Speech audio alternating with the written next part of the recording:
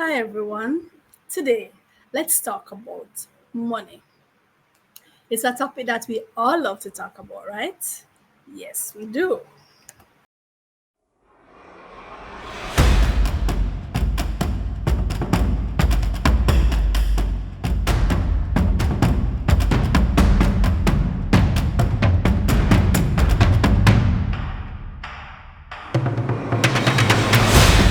Yes, we all love to talk about money. We all love to have money.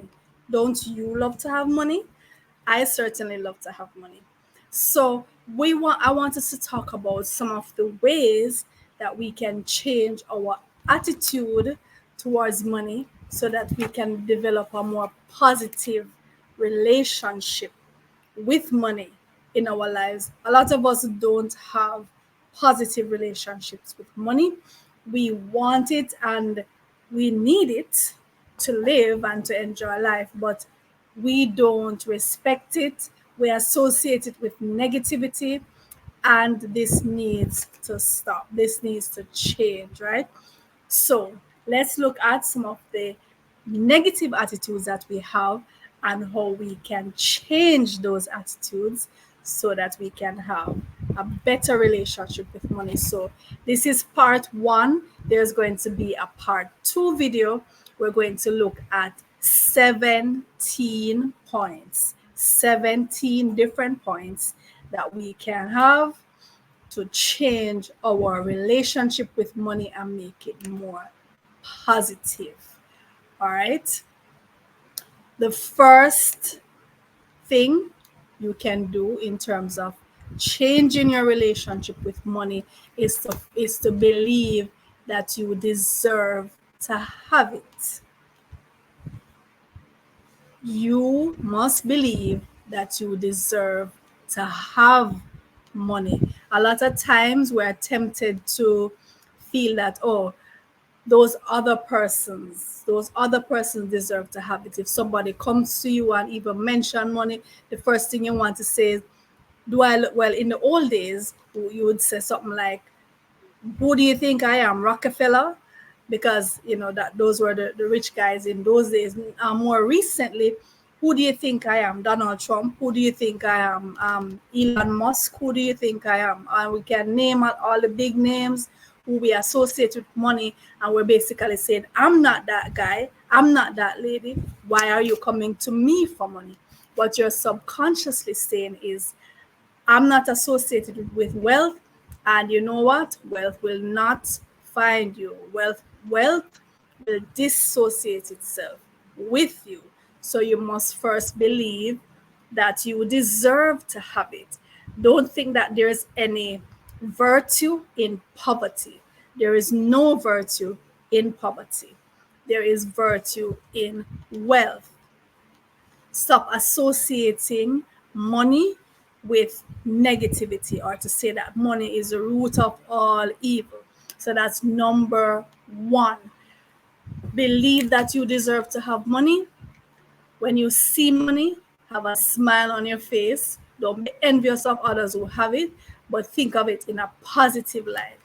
Number two, stop telling your children that you can't afford it and that you are poor. Even if you can't afford it, this is something that a lot of us, we just keep saying. If somebody is selling you something, somebody is showing you something, somebody is offering, let's do this, let's do that, the first thing come to your mind is, I'm poor, why are you even coming to me, right? Or I can't afford it. If you get into that habit of always telling your children, especially, that we are poor, we can't afford that, we can't buy this, we can't buy that, at least once in a while, treat yourself and treat your kids to something nice, something expensive. Let them be used to it. You know, as I always tell myself, I try to let my children have some experiences. um, Take them to the North Coast, even if you have to save up for it, no matter how long you have to save up for it. Take them to the North Coast, to this resort. Take them on a trip somewhere. Treat them to a dinner at a fancy restaurant. Don't let your children be thinking that the only way they can have these things is if they, as soon as they are able to get with someone who is going to give it to them, especially your girls. This goes for males and female, but especially your girls. You be the one to introduce them to luxury. You be the one to carry them on a trip. You'll be the one to take them to a restaurant on their birthday, on a special day, take them out, give them an expensive gift, no matter how you have to save for it. Don't let them think that they're going to have to give themselves to someone else, find a man before they can experience these kinds of things. I have a student, and every time something comes up, like we're going on a school trip, the first thing that student will say is, my mother is poor, my mother can't afford it. And this is because this is something that his mom is always telling him. Next time I saw his mom, I said, listen to me, even if you don't have the money, don't frame it in that way. Say, maybe I'll see what can happen or something else. But don't be always pushing in the child's head, we are poor, we can't afford it. Because guess what? You are listening to yourself. Your subconscious is listening to you, and your subconscious will play out exactly what you tell it. So you keep telling it that you are poor, you can't afford it. Guess what? You will always not be able to afford it, right? So that's the second thing. Stop telling your children that they are poor and that you can't afford it. Number three, you must always try to think of generational wealth. And if you come from a family that has for generations been struggling to eke out an existence, tell yourself that you are going to be the one to change that. And don't just tell yourself that, put things in place, do action to ensure that you're the one who breaks that generational curse, and you are the one who starts the generational wealth. Start a business that you're going to grow so that eventually your children can take over and build on that, build on that, build on that. That's generational wealth. You start it, and generations to come will build on it so that it will be something tangible. And after a while, couple generations, it will be something substantial. While you're doing that, of course, you're building these positive values in your children, so they're not just going to come and feel that, oh, mommy did this, daddy did this, so no, I can just relax and just rely on what mommy and daddy did, and I don't have to do anything for myself. No. While you're doing that, you're letting them come and help out in the shop. Let them understand all the work that went into building what you have, and so they can appreciate it, right? Number five, you must always have the attitude of, listen, I don't want what's yours, you can't have what's mine. Don't envy nobody for what they have. You don't know how they got it. Some of them, there is such a thing as dirty money. So even though I'm telling you, listen, have a positive attitude towards money, yeah, there is blood money, there is dirty money, and you should not associate with that. You see people have their things, you don't know how they got it.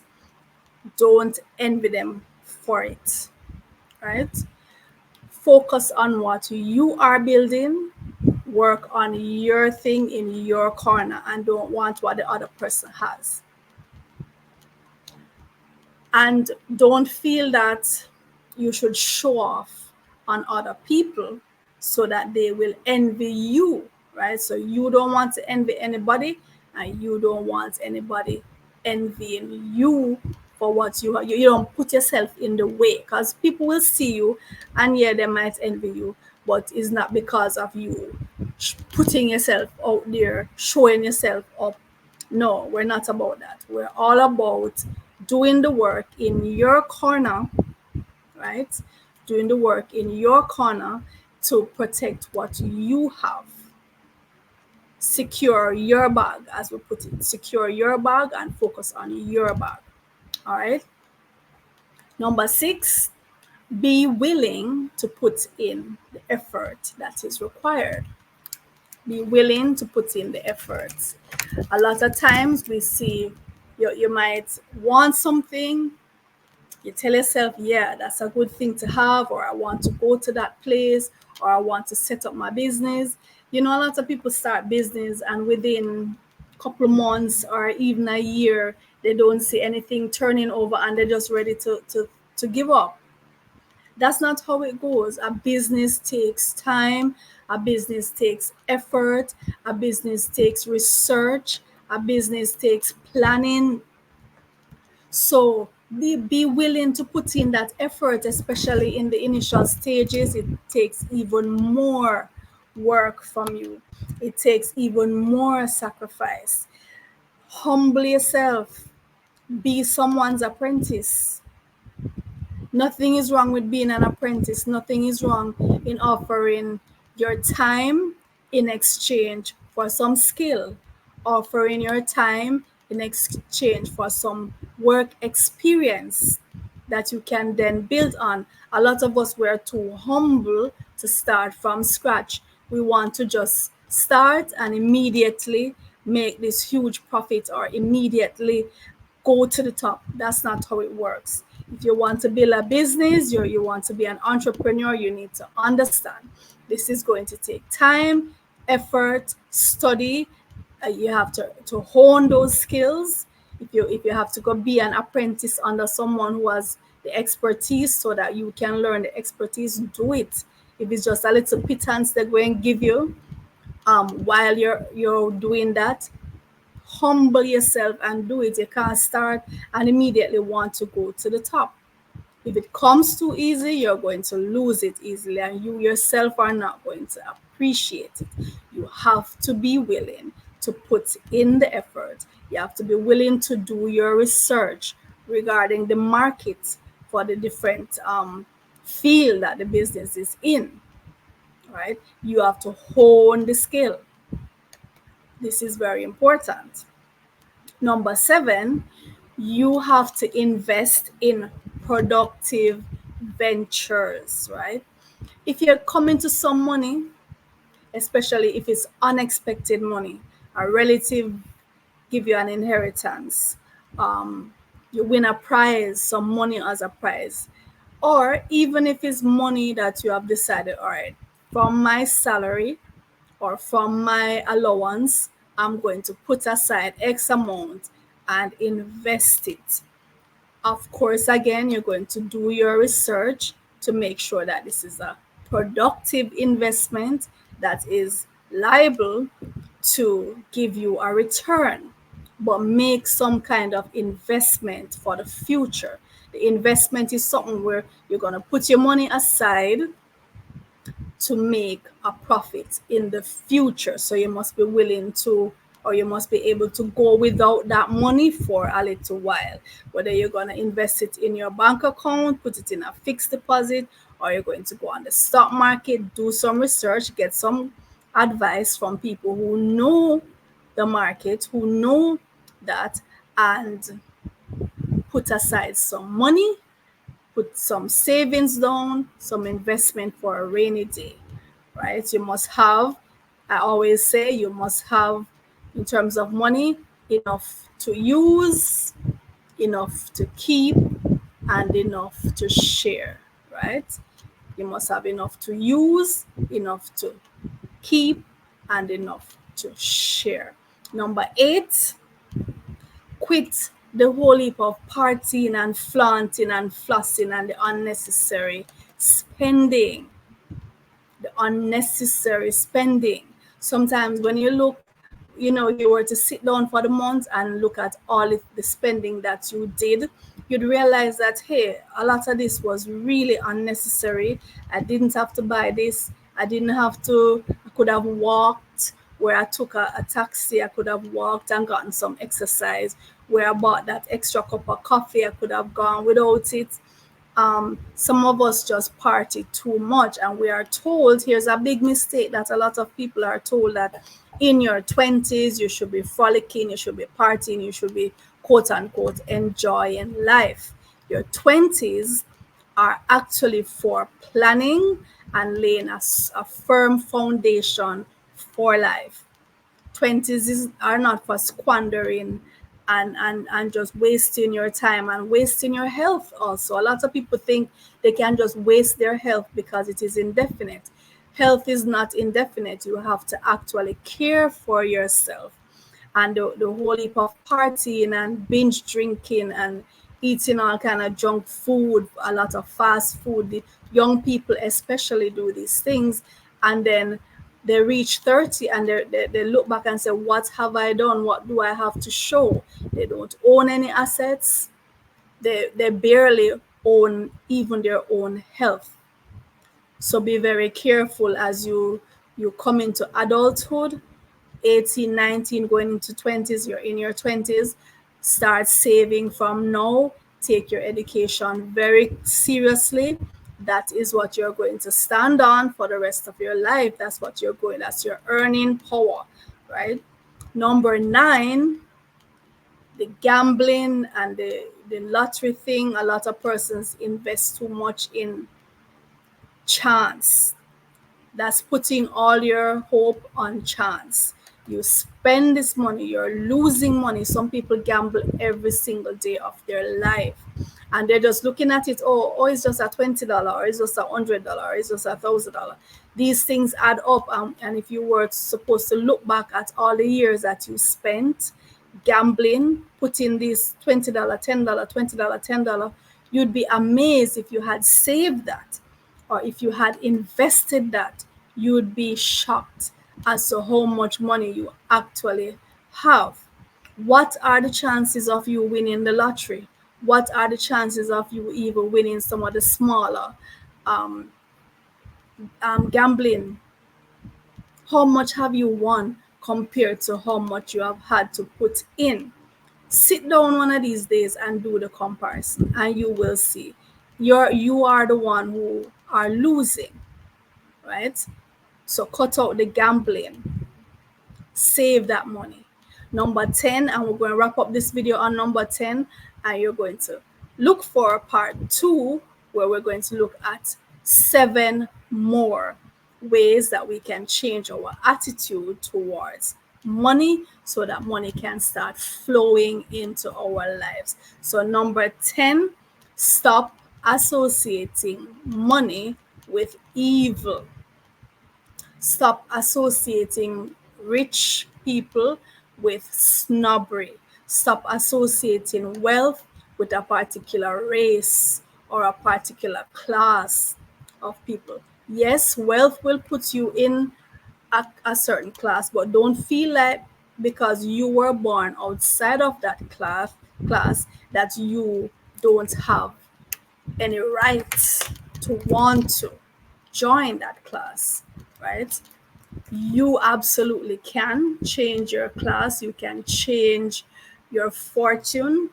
You just have to be willing to work for it. And if you associate wealth with evil, if all you say is, oh, money is the root of all evil, you know what? Money is not going to find you. Money is an entity. Everything on this earth has spirit, has vibration. You have to vibrate on the same frequency of the things that you want to attract to you. If you are putting it out there that you think money is evil and the people who have money are evil, it's either you're saying and you want it, so it's either you're saying, well, you too are evil, and when you get it, you will behave like the same people who you're talking about, right? Or you're basically telling money, listen, avoid me, don't find me if I am good. So make up your mind, right?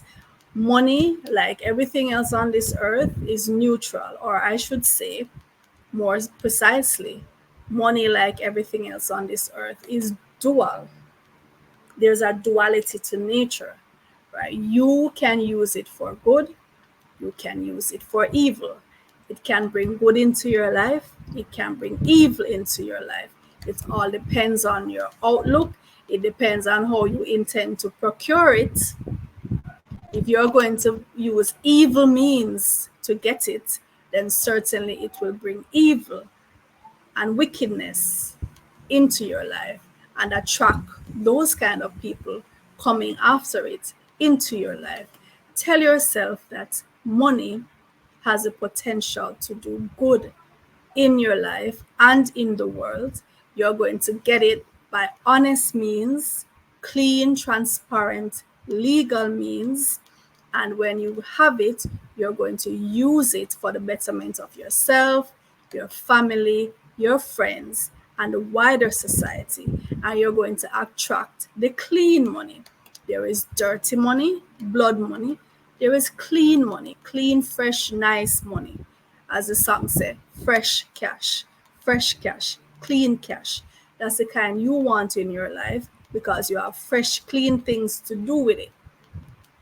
So look out for part 2, and we're going to talk about some other ways that we can have more positive attitudes towards money.